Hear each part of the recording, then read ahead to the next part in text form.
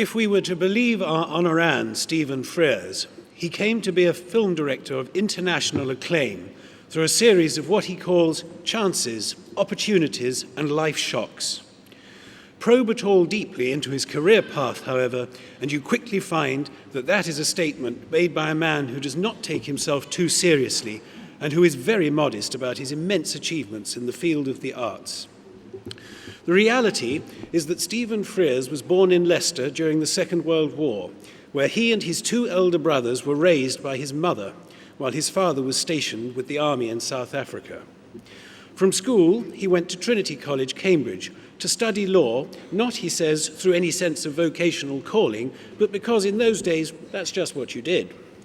While he was deeply uninspired by the prospect of a career in law, his experiences of the thriving theatre productions of Cambridge University compounded his earlier experiences of tasting the theatrical nectars of the Nottingham Repertory Company. These, he recalls, had seemed to him so colourful and vivid by comparison with the images he held of the lives of the solicitor or barrister that he might otherwise well have become. It is unsurprising, therefore, that having qualified with his BA in law, he instead joined the London Royal Court Theatre, where he felt altogether more at home.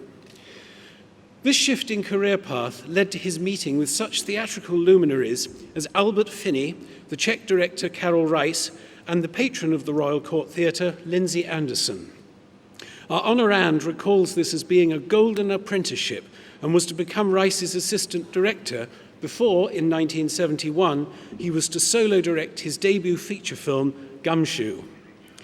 The film, starring Albert Finney, was a satirical tribute to American detective dramas and became an instant success. Thereafter, throughout the 70s and 80s, he was to develop his talent and craft as a director still further, with a succession of significant UK television films and productions, including works by Alan Bennett, Neville Smith, Christopher Hammond, and Tom Stoppard. It was, however, in 1985 that his film My Beautiful Laundrette, which was written and produced with his friend Hanif Kureishi, brought forth the justified international recognition which was to follow. Originally intended for UK television, Laundrette was shot in 16mm film with a comparatively minute budget relative to that which he would later encounter in his Hollywood work. The film portrays the effects of racism and unemployment on working-class London from the perspective of a young Pakistani man struggling to carve his own niche in life. Once screened, it achieved such notoriety that it was taken to the States and there became a tremendous cinematic success.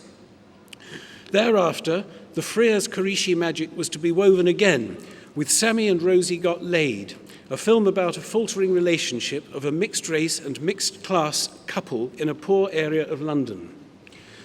From this point on, his contribution to the cinema was to grow exponentially.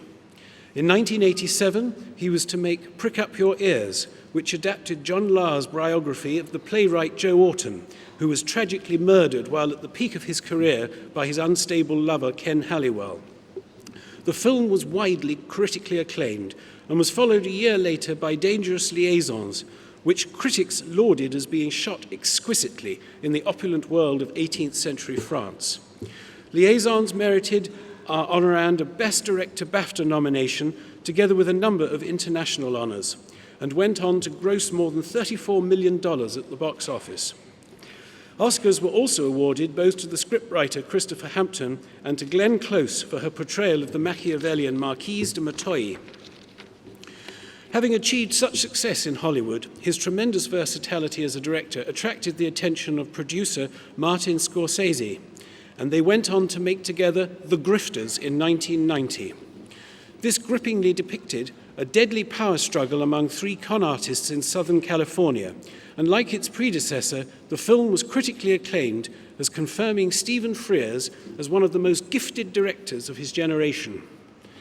Throughout the 90s, he alternated between America and the UK, making more than 10 major feature films. These included The High-Low Country, a 20th century Western, Liam, the story of a 7-year-old boy growing up in an Irish Catholic quarter of 1930s Liverpool, and High Fidelity, which transported Nick Hornby's cult book of the same name to the silver screen. In view of the extraordinary range of his work, it is unsurprising that Stephen Frears has been described as by the world's film critics as having truly outstanding talent, originality and versatility, which has led to his being of major impact and significance on the international cinematic scene. In contrast to such encomia, Stephen himself would as ever modestly put it otherwise. To him, his career developments have all been little more than unexpected consequences of his desire to explore new and different areas as a director, born out of an aversion towards the reenactment of dull, unchallenging repetition. Fortunate for him, then, that he decided not to become a partner in a law firm in charge of conveyancing or contract law. Perhaps, though, that decision is even more fortunate for us, in that we have benefited, and indeed will continue to benefit, from his immensely varied and rich contribution to the cinema and the arts generally. At present, our honorand is making a film called Dirty Pretty Thing, which tells of the life of an illegal immigrant in the UK. We not only wish him well with its debut at the forthcoming Venice Film Festival, but we are also delighted to welcome him back to his birthplace of Leicester and to honour him here today. Mr. Vice-Chancellor, on the recommendation of the Senate and the Council, I present Stephen Frears that you may confer upon him the honorary degree of Doctor of Letters.